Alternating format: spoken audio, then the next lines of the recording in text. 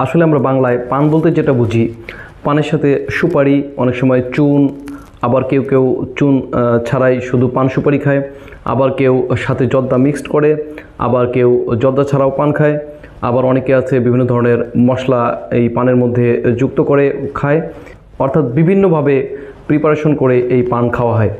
তো এই বিভিন্ন ধরনের যে উপাদানগুলো সহ আমরা যে পান খাই, ইংলিশে বলা হয় বেটেল কুইট। এই পান বা বেটেল কুইট যে আমাদের মুখের ক্যান্সার তৈরি করতে পারে, এটার নিশ্চিত প্রমাণ রয়েছে এবং বিভিন্ন গবেষণায় সেটা প্রমাণিত। এবং WHO এবং আন্তর্জাতিক ক্যান্সার গবেষণা সংস্থা এই পান সুপারিকে গ্রুপ 1 কার্সিনোজেন হিসেবে উল্লেখ করেছেন, অর্থাৎ যেটা নিশ্চিতভাবে ক্যান্সার সৃষ্টি করতে পারে। এবং কেউ যদি পান সুপারি এবং সাথে আরও জর্দা মিক্সড করে, এবং সেক্ষেত্রে ক্যান্সার সৃষ্টি করার সম্ভাবনা আরও বেশি বেড়ে যায়। আমরা জানি পান সুপারি খাওয়ার যে অভ্যাস, সেটা শুধু বাংলাদেশ নয়, এটা ভারত, শ্রীলঙ্কা, মায়ানমার সহ দক্ষিণ ও দক্ষিণ পূর্ব এশিয়ার বিভিন্ন দেশে জনপ্রিয়। পান সুপারির মধ্যে পান, সুপারি, জর্দা, চুন বিভিন্ন ধরনের জিনিস থাকে। তো প্রত্যেকটি জিনিসকে ক্যান্সার সৃষ্টি করার জন্য দায়ী। মূলত দুটি জিনিস সবচেয়ে বেশি গুরুত্বপূর্ণ। একটি হচ্ছে সুপারিতে থাকা এক ধরনের কেমিক্যাল এবং তামাকের মধ্যে থাকা নিকোটিন। এই দুটি হচ্ছে সবচাইতে ক্ষতিকর জিনিস, এবং সাথে যদি চুন ব্যবহার করা হয়, এই চুন ক্ষতির দিকটাকে অনেক বেশি বাড়িয়ে ফেলে। কিন্তু আমি যদি পানের কথা বলি, শুধুমাত্র পান পাতা, সেই পান পাতা কিন্তু এতটা ক্ষতিকর না, বরং পান পাতার কিছু উপকারিতাও রয়েছে। আমি আরেকটি ভিডিওতে পান পাতার বিস্তারিত উপকার এবং অপকার নিয়ে আলোচনা করব।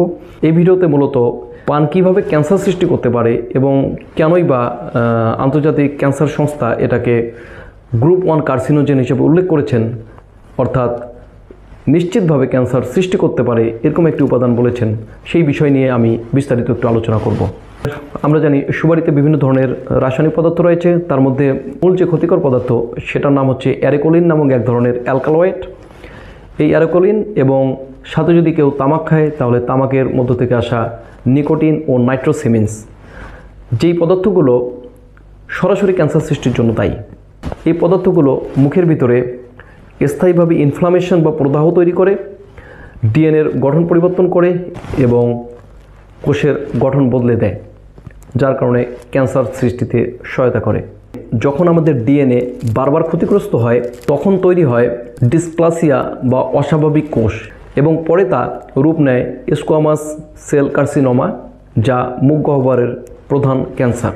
এখন চলুন কিছু গবেষণার ফলাফল দেখে আসি। চীনের 2007 সালের এক কেস কন্ট্রোল স্টাডিতে দেখা যায়, যারা ধূমপান করেনি অথচ শুধুমাত্র পান সুপারি খেয়েছে, তাদের ক্যান্সারের ঝুঁকি ছিল 17 গুণ বেশি। বাংলাদেশ, ভারত ও পাকিস্তানের বিভিন্ন গবেষণায়ও একই ধরনের ফলাফল দেখা দেয়। আরেকটি গবেষণায় দেখা যায়, যারা দিনে 10টির বেশি পান খায় এবং 20 বছরের বেশি পান খেয়ে আসতেছে, এরকম ব্যক্তিদের ক্ষেত্রে ক্যান্সার হওয়ার ঝুঁকি 11 গুণ পর্যন্ত বেড়ে যেতে পারে। আবার বিভিন্ন প্রাণীদের উপরে গবেষণায় দেখা যায়, এই পান সুপারি যে ক্যান্সার সৃষ্টি করতে পারে তা সরাসরি প্রমাণিত হয়।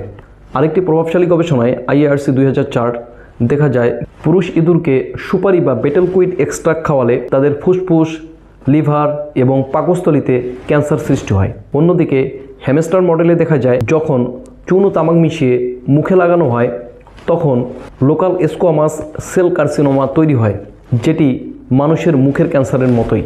শুরুর দিকে ক্যান্সারের লক্ষণগুলো খুব সাধারণ মনে হলেও এগুলো পরবর্তীতে বিপজ্জনক হতে পারে।